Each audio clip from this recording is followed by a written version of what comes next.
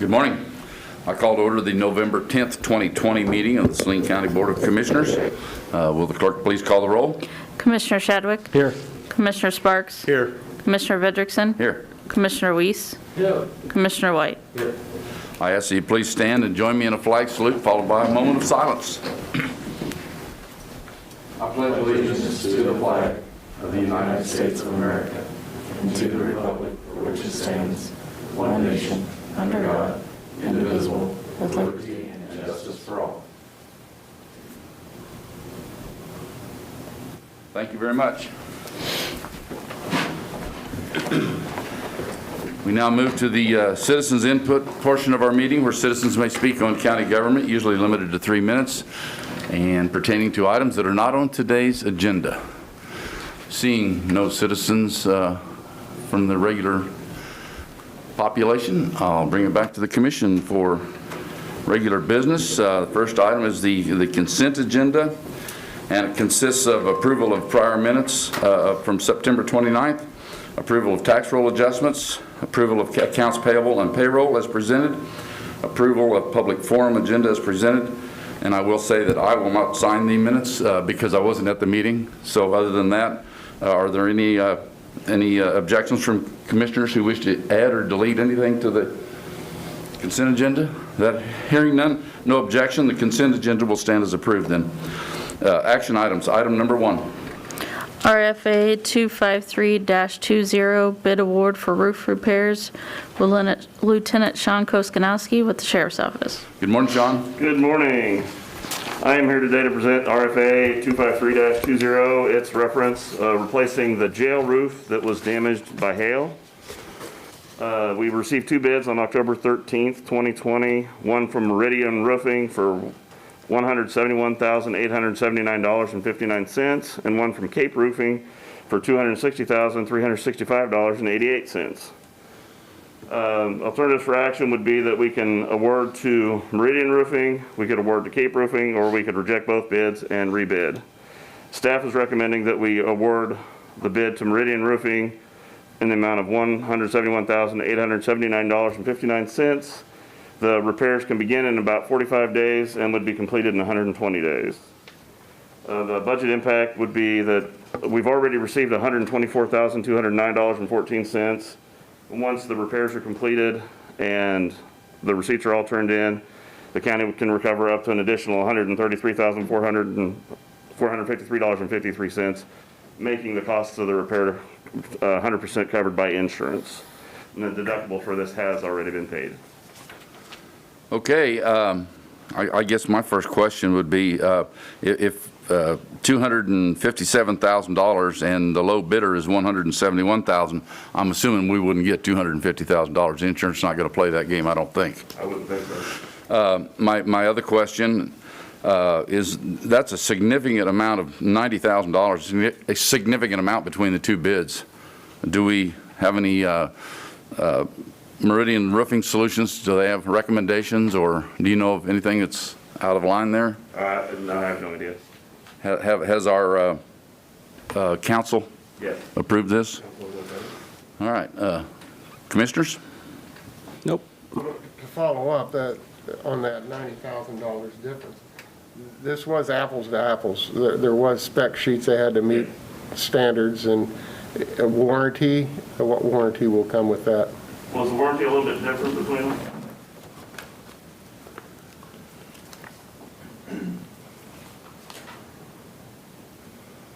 So maybe to clarify a little bit between the differences between the 2 bids that we did get, the one from Cape Roofing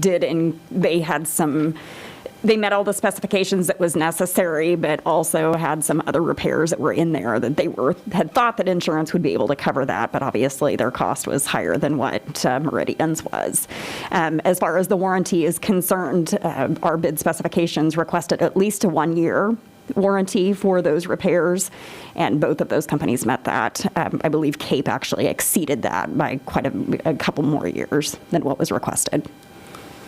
Hannah, while you're there, obviously everyone knows that the jail issue has passed to build a new jail. And I'll just play the devil's advocate here, assuming that if we were to sell the property, and I don't even know how that would work, would the warranties be able to transfer to a new owner? Or That is the question that I do not have the answer to. I don't want to make any type of assumptions whatsoever. I think that's probably the one thing that, to be clear on this is not a whole roof replacement. These are just cosmetic repairs to a lot of the metal parts that are on top of the roof. There are still some potential issues that we're going to have to look at in the future for some larger repairs to that roof, but this is just the stuff that's cosmetic that insurance will And I don't cover. want everyone to get nervous that the jail's up for sale, because we're a long way from doing anything like that yet. So did you have something else, Phil? Well, I was just going to point out that a new jail will not be constructed for about 2 years, so a 1-year warranty on the roof. Oh, you're right. You're right. Mr. Chair, I have a question. Yes, sure.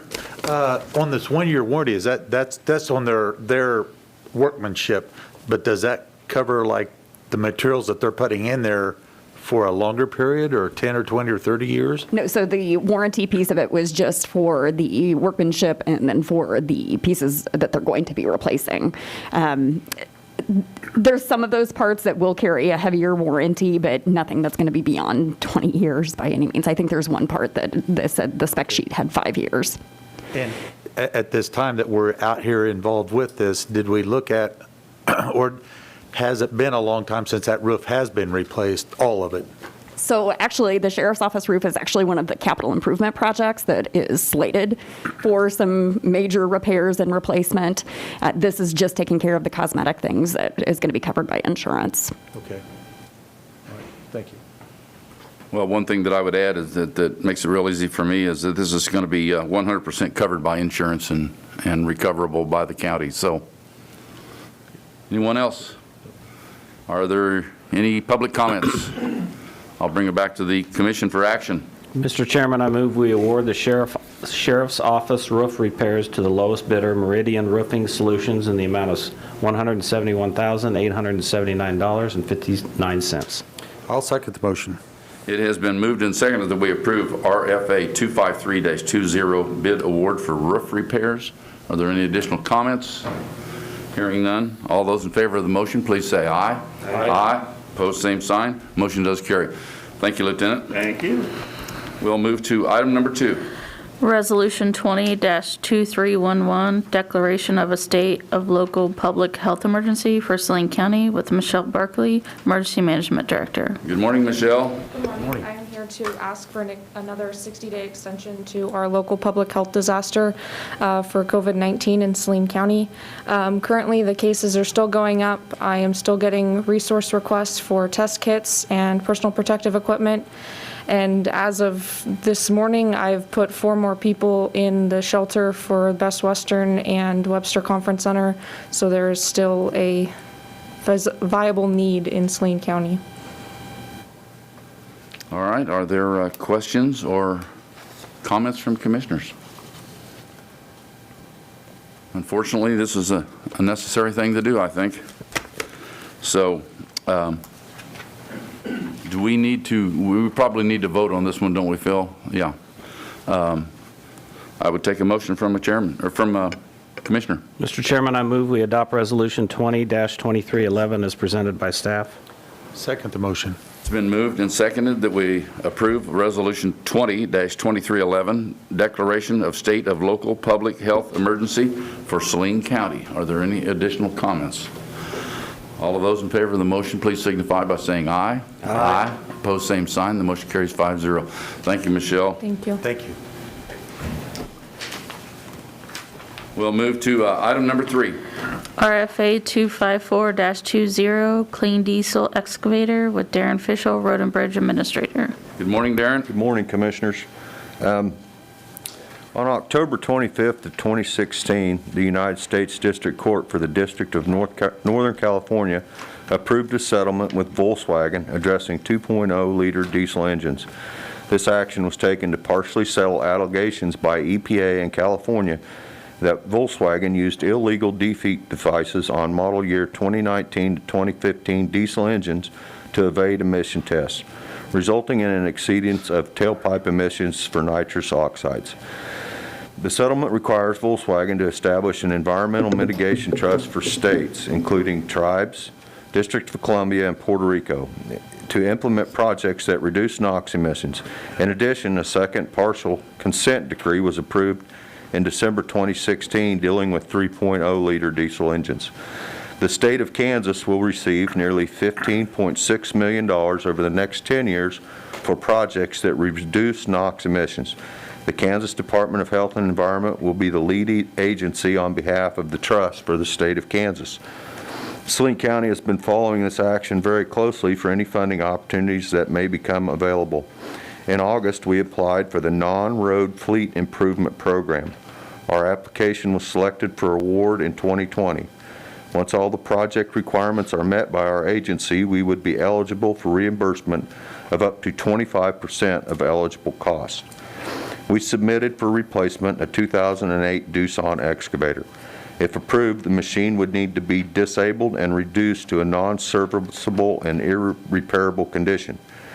We received 2 quotes from Sourcewell Process that meets the KDHE guidelines and Saline County purchase policies.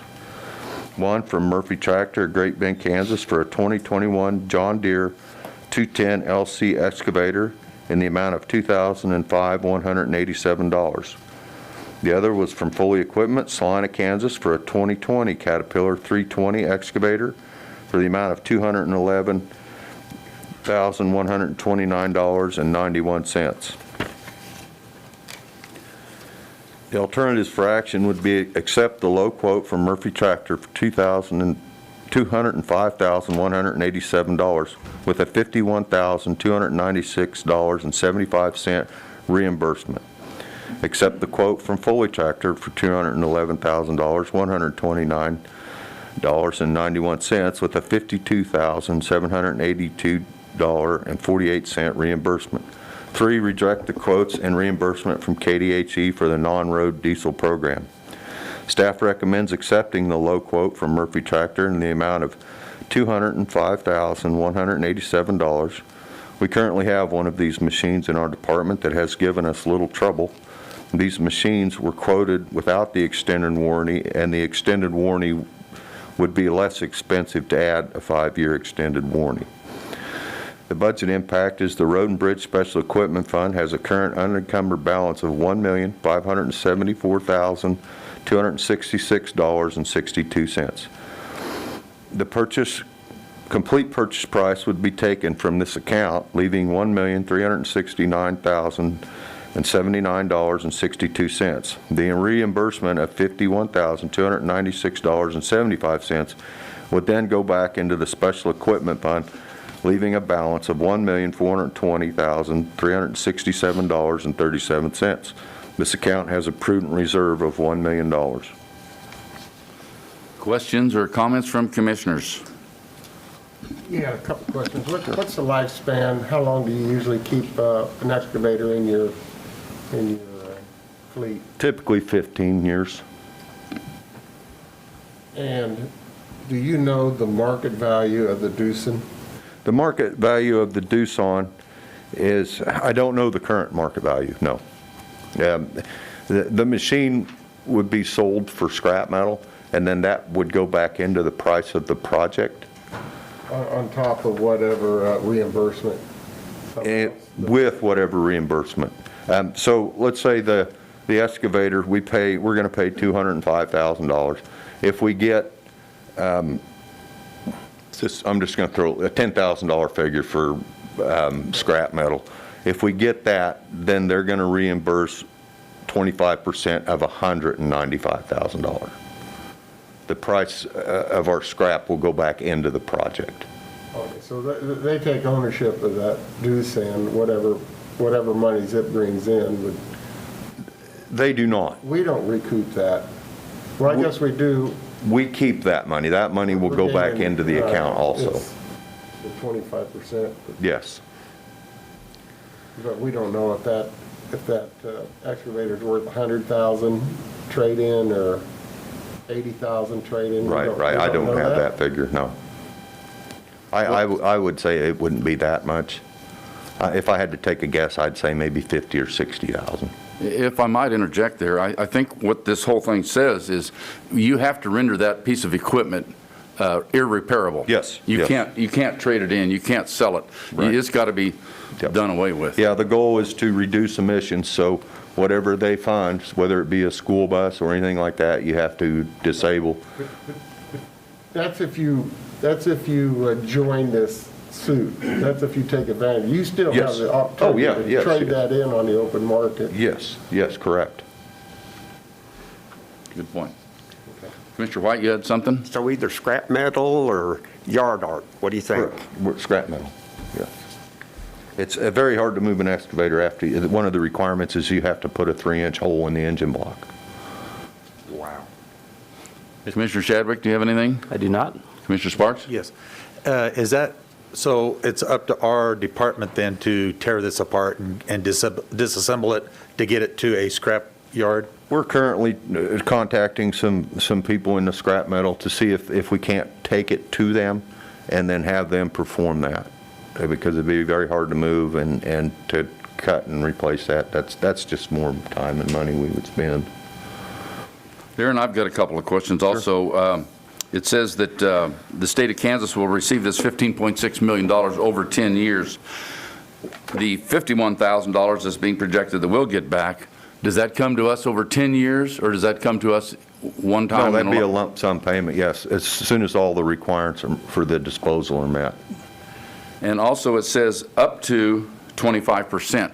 Is that up to 25% if it doesn't exceed a certain number, or is that a guaranteed 25%? When it says up to, that tells me there's some room for negotiation in there. So that $51,000, is that the exact 25% of that purchase price there? That is. And can that change? I don't believe that it will, but So I in have other the words, the up contract. to 25%. right. It should It's just the say. maximum. I Okay. believe the scrap price plus what they reimburse would meet that maximum. All right, any other questions or comments from commissioners? Any public comment? Seeing none, I'll bring it back to the commission for action. Mr. Chairman, I move we accept a low quote from Murphy Tractor in the amount of $205,187 and for a 2008 excavator. I've got a question there.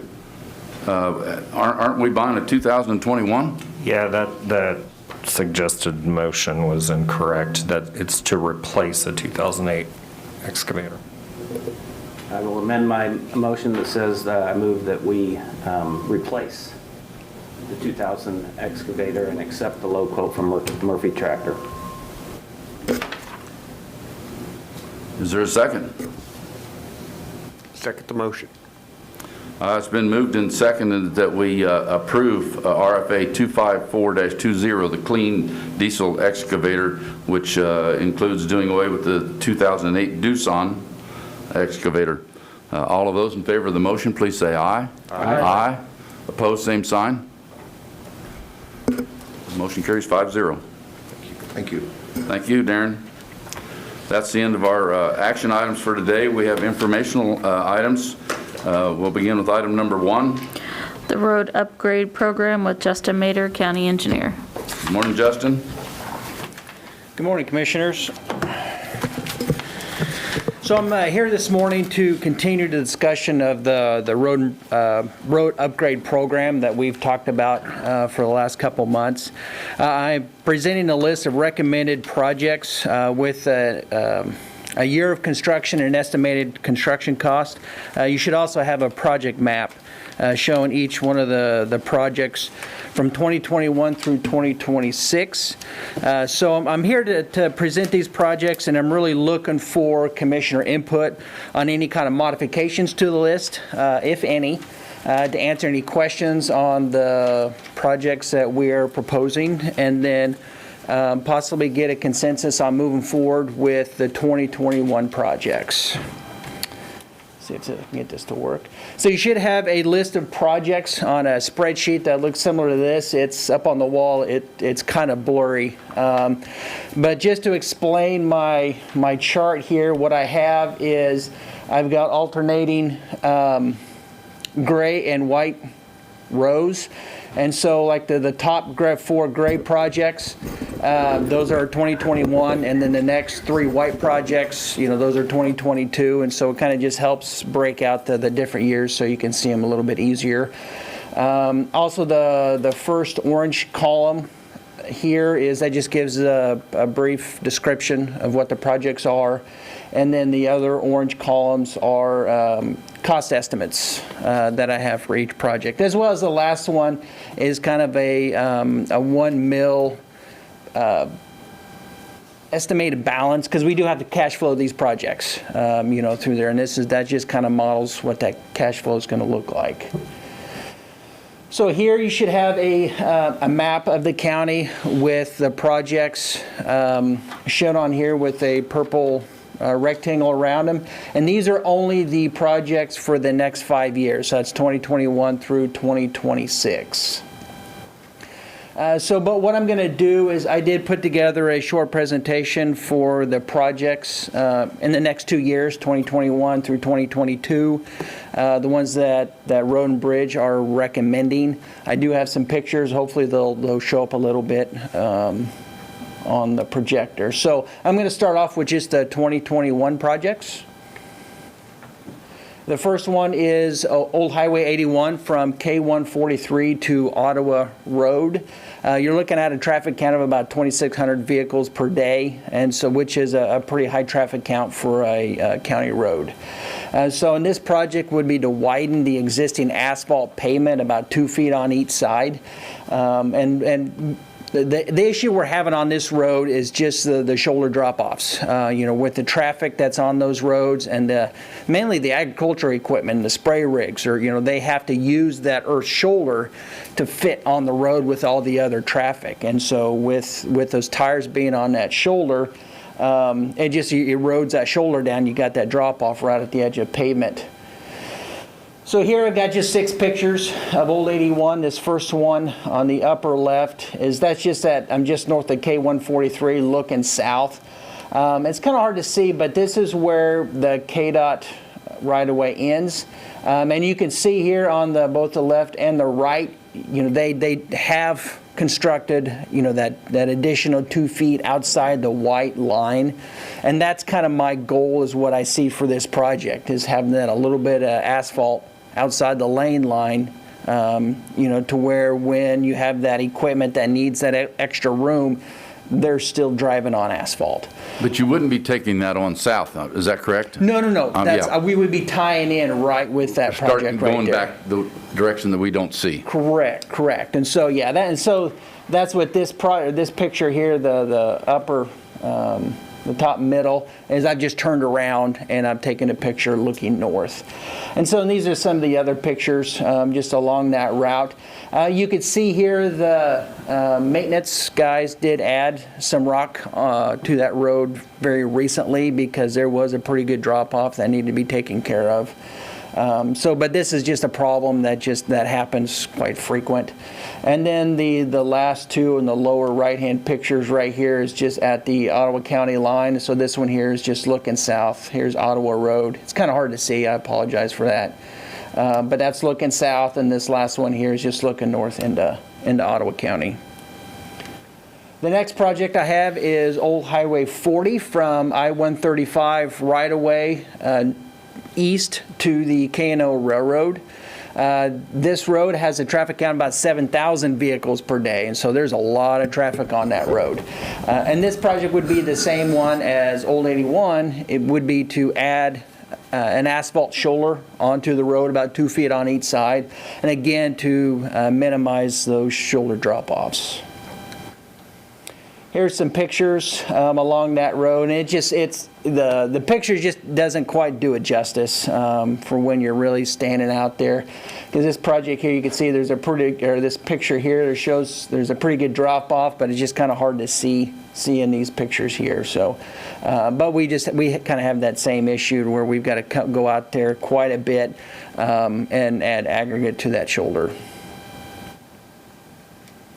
The next one is Thatcher Road, and this goes from Ohio Street to Crystal Springs.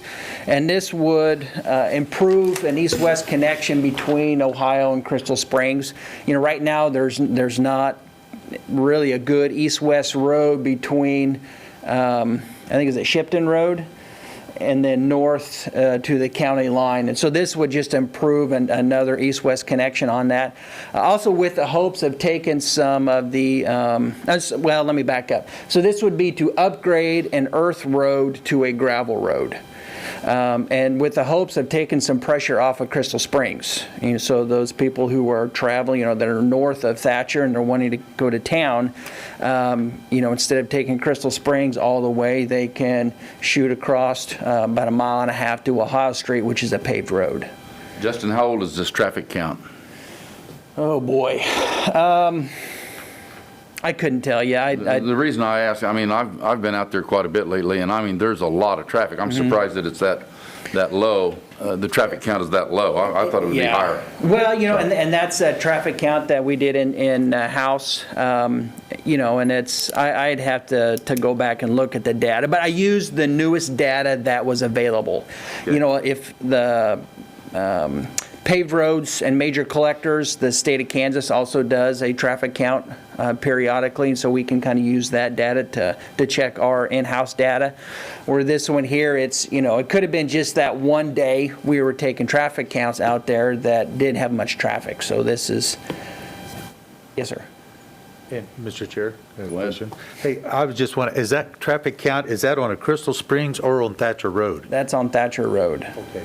And that's what as an earthen road, that's quite a bit on Earth Road. Yeah, that's what I'm saying. Yes, but it does get, I would say it can get quite a bit more than that. Yeah. Okay. Because, again, there's not a good east-west road in that area. So here's some pictures. This first one here on the upper left is at Ohio Street looking east. You know, so there is a sign that says road closed when wet. It's a regulatory sign, but that doesn't mean that keeps people off of that road when it is wet. So, and then here's just a couple pictures at about halfway through the project, and then this one here is at Crystal Springs looking back to the west.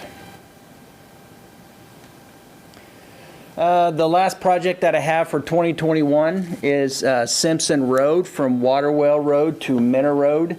This has a traffic count of 176 vehicles per day, and this would be to improve a what we're calling a Class 2 gravel road. So that's just really gravel surfacing without a base, and upgrade that to where the county would go in and the maintenance operations would go in and regrade the ditches, upgrade and replace any culverts that need to be replaced, add an aggregate base and an aggregate surfacing, and so thus increasing the load capacity of that road. So here's just some pictures. Again, I apologize, it's kind of hard to see with the size of these here, but there's not much ditches through this project, you know, and so that's just improving the drainage is a big deal. You know, and so that's pretty continuous throughout this whole road here. So there's just not much for drainage ditches, and then it's you know, you can see it is a gravel surface road, but there's just not much base underneath of it. Okay, so the next couple slides is for the 2022 road improvement program. The first one on my list is Centennial Road from Waterwell Road north to the city limits. And what this project is, it is a possible economic development project for that would kind of tie into the Swans improvements they're having out there. And this would be to reconstruct that roadway, you know, from a paved rural section where you've got you know, your asphalt road surface, a shoulder, and a ditch, to an urban section with curb and gutter, storm sewer, you know, and sidewalk. So this would be a joint project with the city of Salina. And I've heard about this project just briefly from the county administrator. I did talk with Dan Stack, who is the city engineer, to kind of get his thoughts on the project.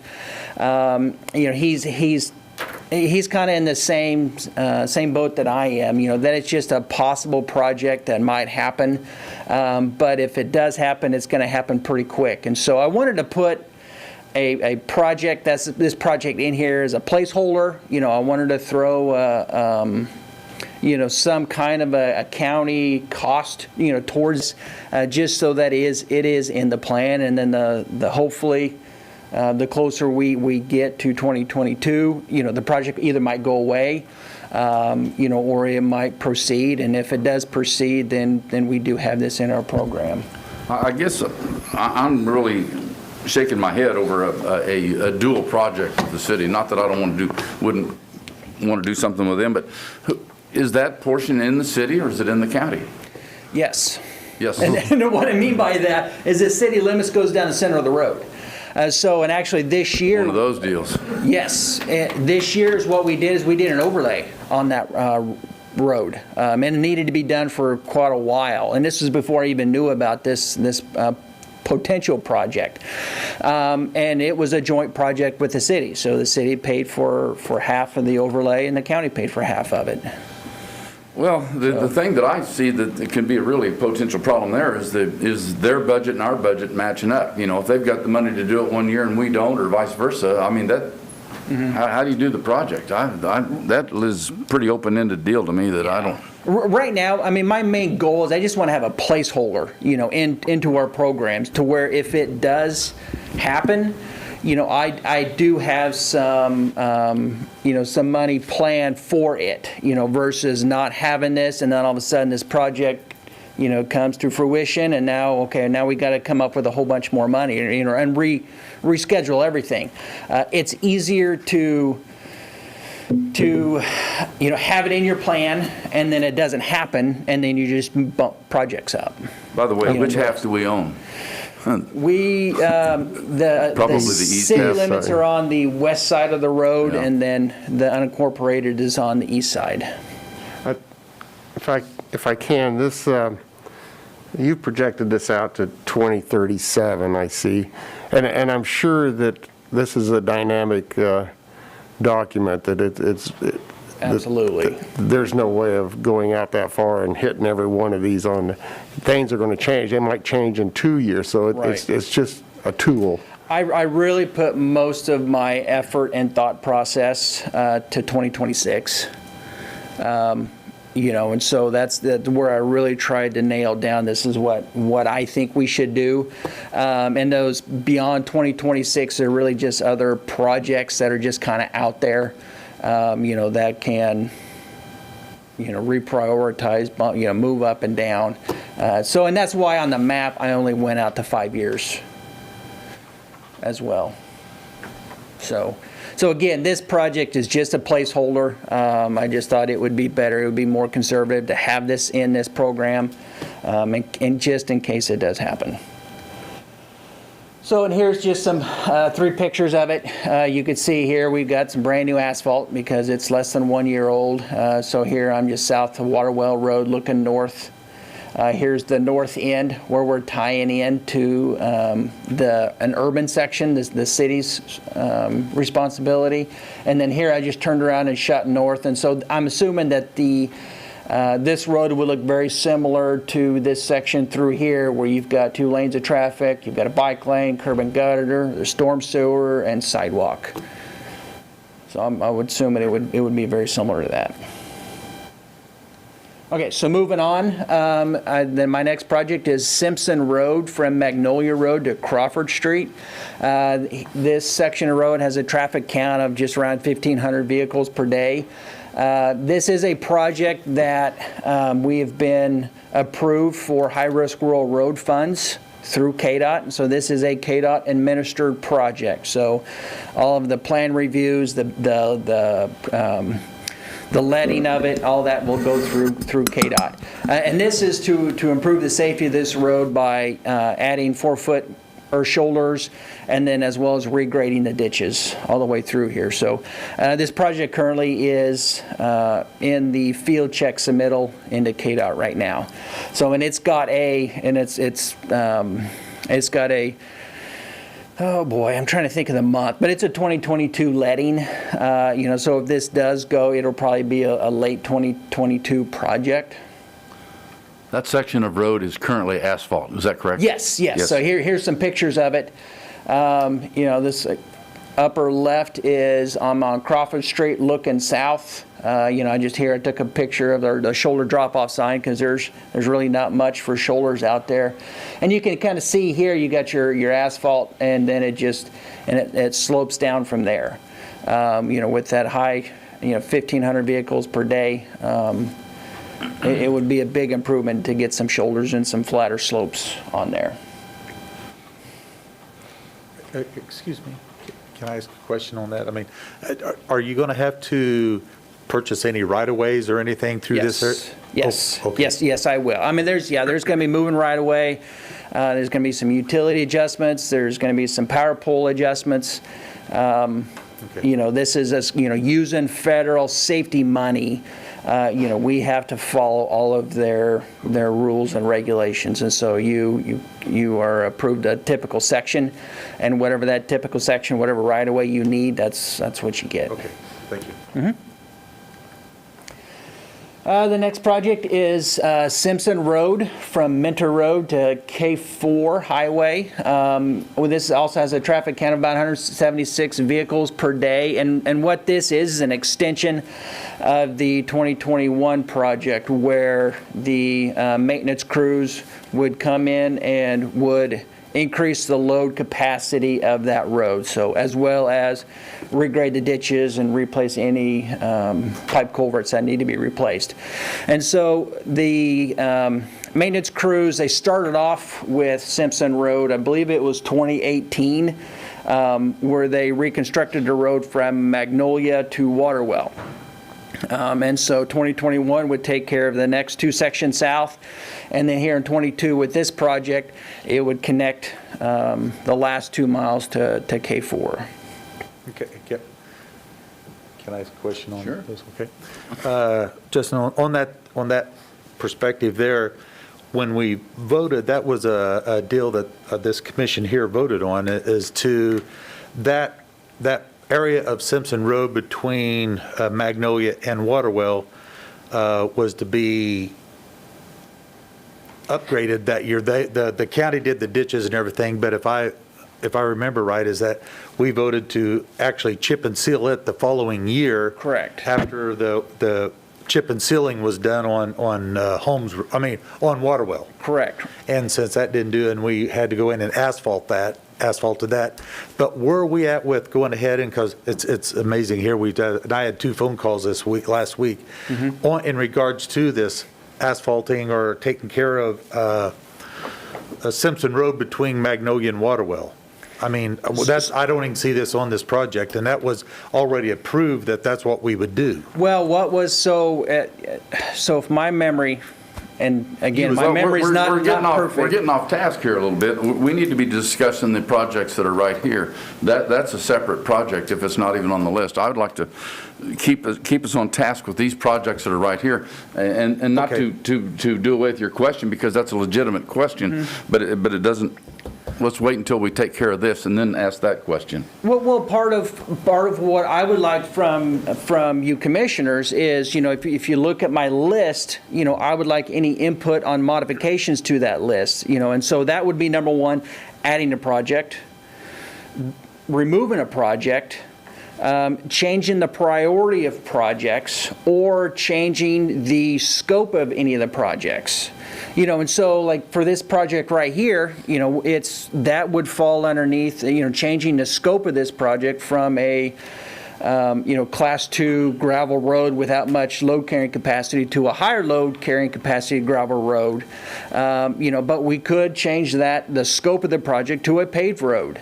Now we're changing the cost of this project, and thus we would be have to change the priorities of everything, because right now I have And let's just stick with this project right now. I've got it for about $43,000 a mile, and most of that is just the materials of culverts and base rock and surface rock, because the counties would be doing most of that ourselves. If we change that to a asphalt surface road, we're going from $43,000 a mile to $700,000 to $900,000 a mile. So the cost really gets kicked up quite a bit. That's something that we can do, but we would have to reprioritize everything. But I am looking for that kind of input, really consensus from the commissioners on any kind of change like that. Well, with that having been said, then Roger, if you want to pursue your comments there, go right ahead. I would like to maybe look at this, because I can't see us, that's been a few years since we've upgraded Simpson Road to really handle the go ahead and doing it. And I'd hate to see that road get in disrepair again, and we have to go in and get it way back up in shape to put an asphalt surface on it and let it just deteriorate again. Right. So that's the reason why I want to bring that to head right now. Sure. Well, and we don't have it like that as that type of project, and as just a gravel upgrade, is because it was Darren and I's understanding that it was a consensus of the commissioners. So when I started, I started in November of 2018, and then it was in 2019 we were kind of talking about really how well chip sealing a gravel road is, and we kind of we tried to show to you that is really not in the best interest of Saline County to do that. And after a lot of discussion, it was our understanding that it was a consensus to upgrade this road to a good gravel road that the maintenance can continue to maintain. You change that to an asphalt surface road. Now we switch that to we've got to hire contractors to maintain, and the cost is quite a bit more. Justin, real quick, what motivated a lot of the decisions, with what I'm hearing, is two things: traffic count and safety. Is that pretty much what drives this train?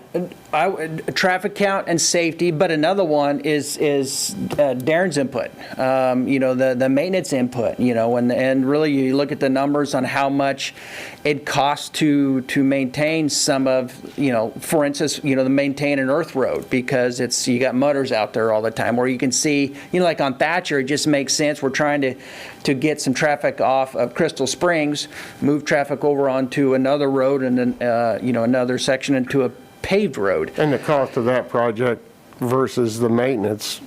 Correct. And this project here, it's taking a gravel road to a paved road is a big financial commitment. That doesn't mean that it can't or shouldn't be done, but it is, takes a big commitment to do that. So, to answer your question is Darren's input in the maintenance, especially on these gravel roads, because I don't have that firsthand knowledge of that, because I mainly deal with asphalt roads and bridges. And so I get the maintenance recommendations on a lot of these projects.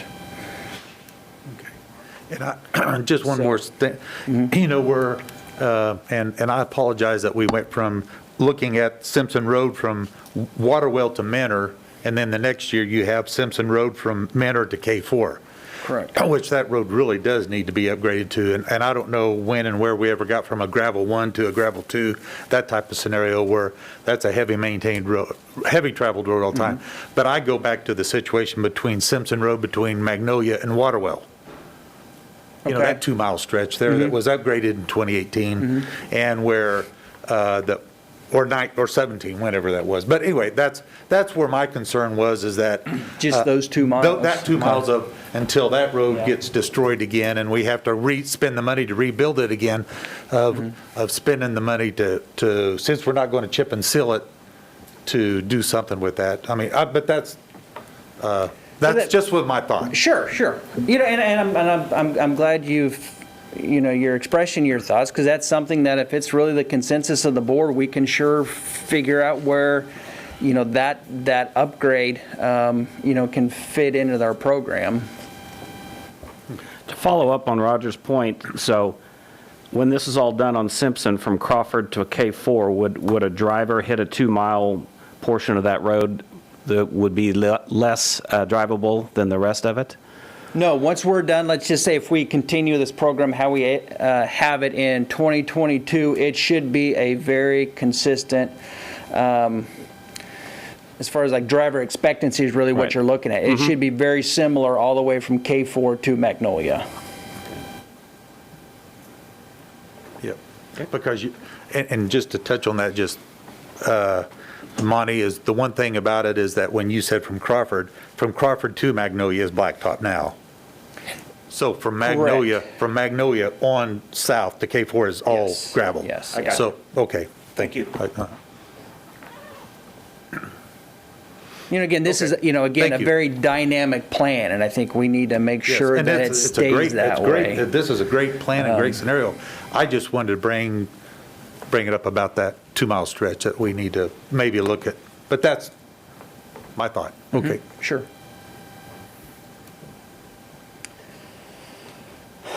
So that's all I have. Like I said, I just, with the pictures here, I just went through the first 2 years.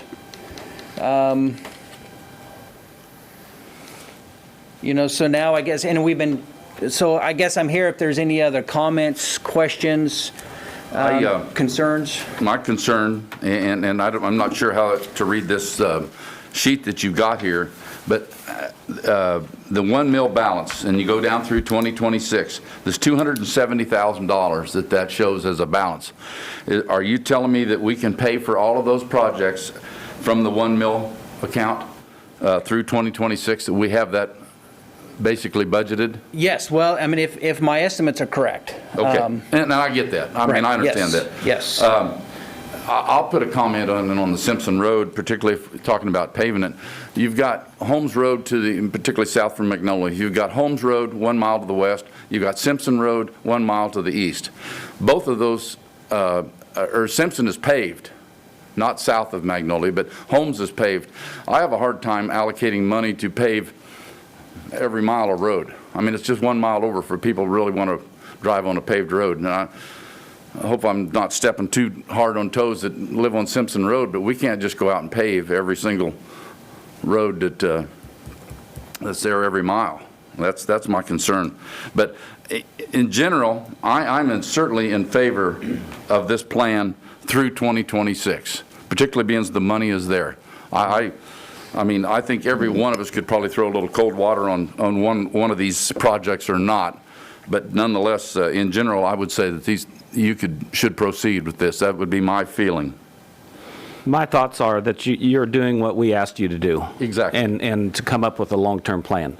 And does that mean when the individual project comes up 3 years from now, we don't have some other different comments, and that's fine. But we have, I think governments sometimes can just look there, through the next term or through the next year or whatever. And so you are doing what we asked you to do, and so I appreciate that. The other thing that's helpful when you do this is when federal money does come in, whether there is an infrastructure plan coming with the next administration, we have things that are in the works, and those tend to get funded quicker, shovel-ready projects. And so I think it's important that we've done this, so thank you. Well, another piece of this, and we just started the process, and that is a countywide safety plan. This is again, a project through the high-risk rural roads. So we're in a group of, I think there's 19 other counties that there's consultants that's going to go through and do an evaluation of all major collector roads and other asphalt paved roads. So if you've got a minor collector or a local road that's paved, they're going to look at that as well. And so with that program, we're going to get a report with some recommendations, safety recommendations throughout the county.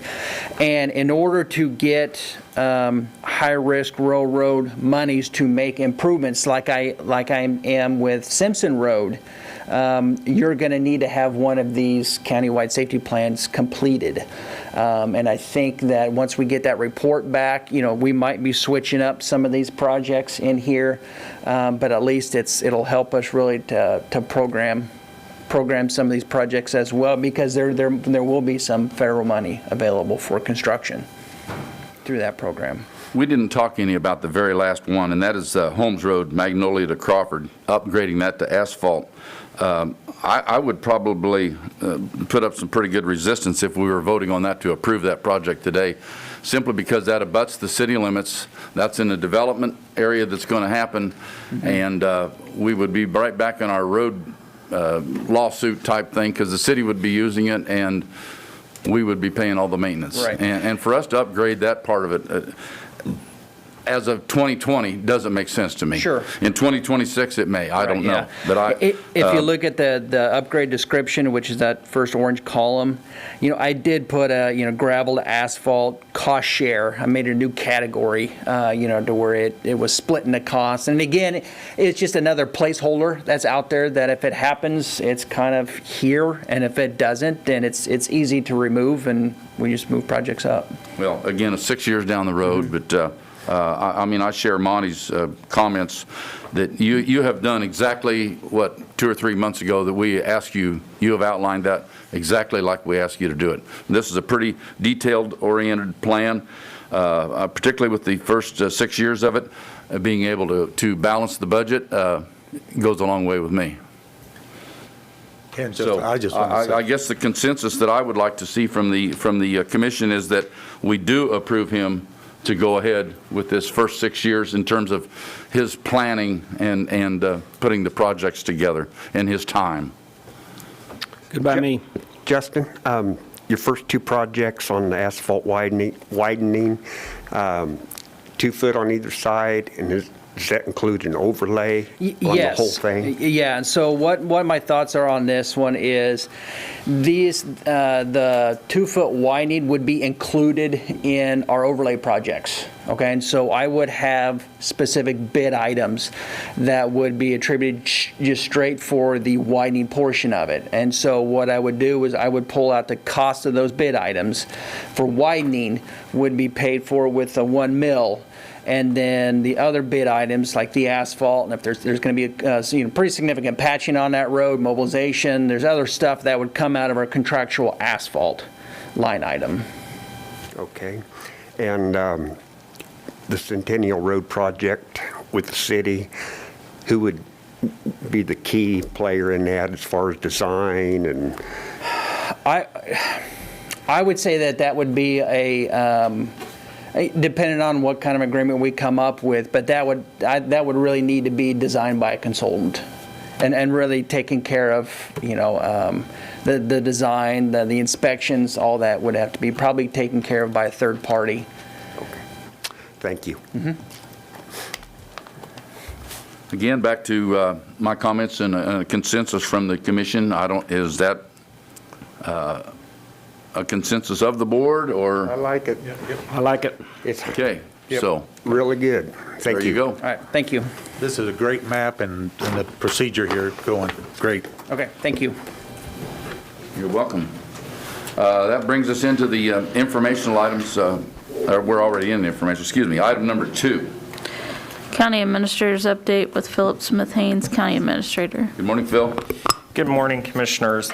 So just a couple of items to make you aware of some letters that we'll be asking for Chairman's signature on. A couple weeks ago, we asked for the Chair's signature on a letter of support for OCCK to KDOT. Today, we're asking for a similar letter for Central Kansas Mental Health Center. Second item, Nancy Klostermeyer's term on the North Central Flint Hills Area Agency on Aging Board is coming to an end. She has agreed to serve again, so asking for reappointment of her if there is no other interest. And then the third item that I wanted to bring to the Commission's attention today is that as you know, we've been working on getting funding out for the coronavirus relief funding. And our advisory committee met last week again and has, they've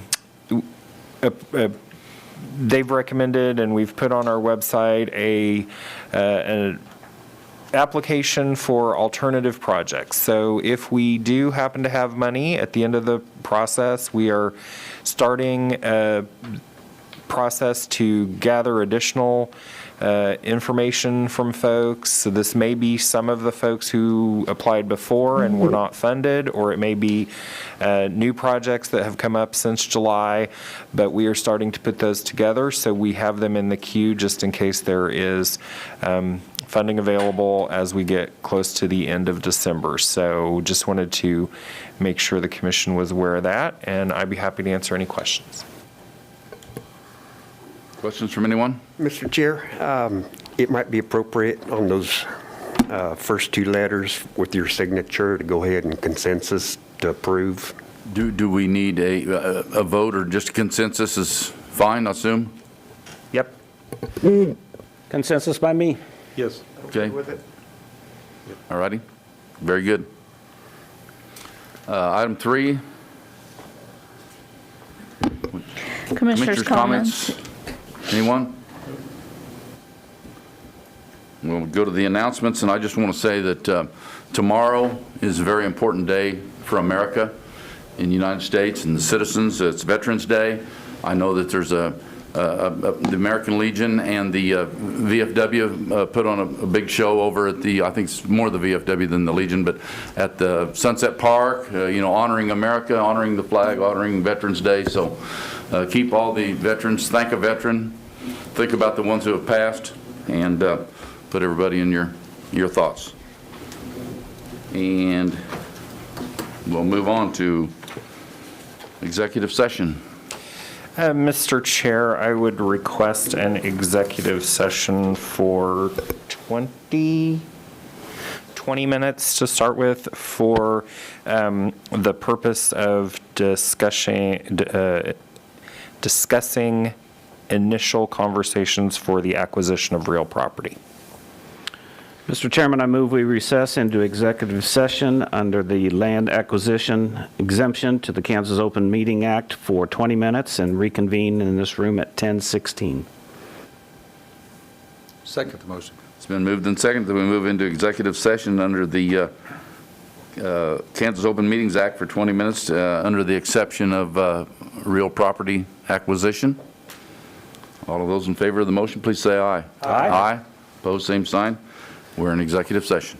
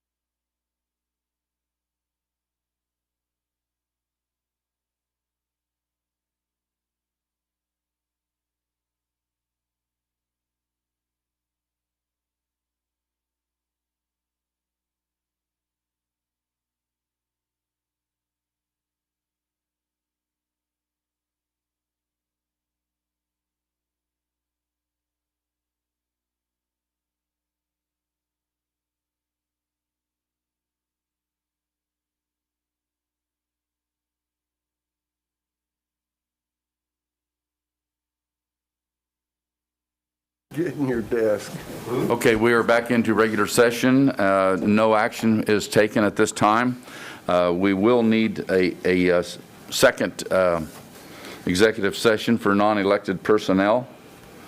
And Mr. Chairman, I move we recess into executive session to discuss non-elected personnel for 10 minutes and reconvene in this room at 10:37.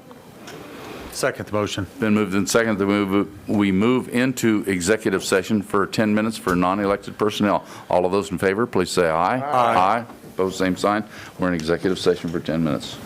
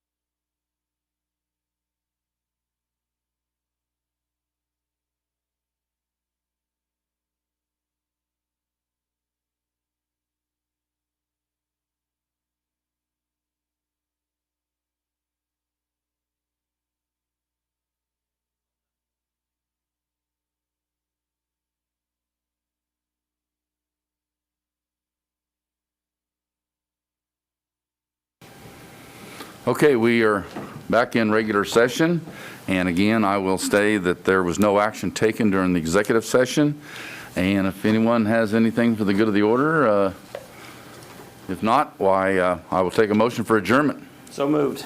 Second. Moved and adjourned, moved for and seconded for adjournment today.